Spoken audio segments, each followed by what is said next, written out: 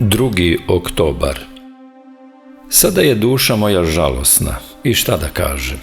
Oče, sačuvaj me od ovoga časa, ali zato dođoh na ovaj čas. Evanđelje po Jovanu, glava 12, 27. stih. U ovaj smet zemaljski ništa realnije nije ušlo od Gospoda Isusa Hrista, ništa realnije kao Bog i ništa realnije kao čovek. U istini, sav ovaj svet izvan Isusa Hrista izgleda prizrak. Ni zemlja, ni voda, ni vazduh, ni svetlost nemaju ni izbliza tu realnost koju ima On. Gle, sve će ovo proći, a On će ostati. Vaistinu, On je kamen temeljac jednog neprolaznog sveta i samo onaj ili ono što se pripije čvrsto uz taj kamen moći će sudelovati u tom neprolaznom svetu, neprolaznoj realnosti.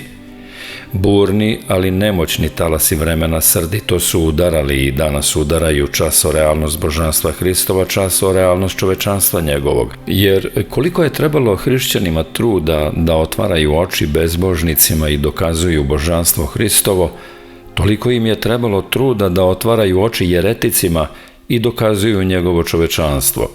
No Duh Sveti sveznajući postarao se unapred i preko evanđelista spremio oružje hrišćanskim borcima unapred. Sad je duša moja žalosna.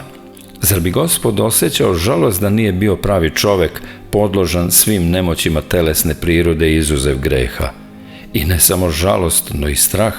Oče, sačuvaj me od ovoga časa.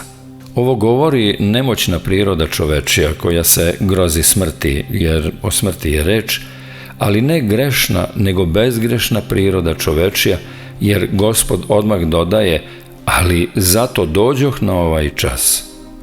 Vidite li koliko je važna smrt Hristova? Mi smo njome iskupljeni, njome spaseni.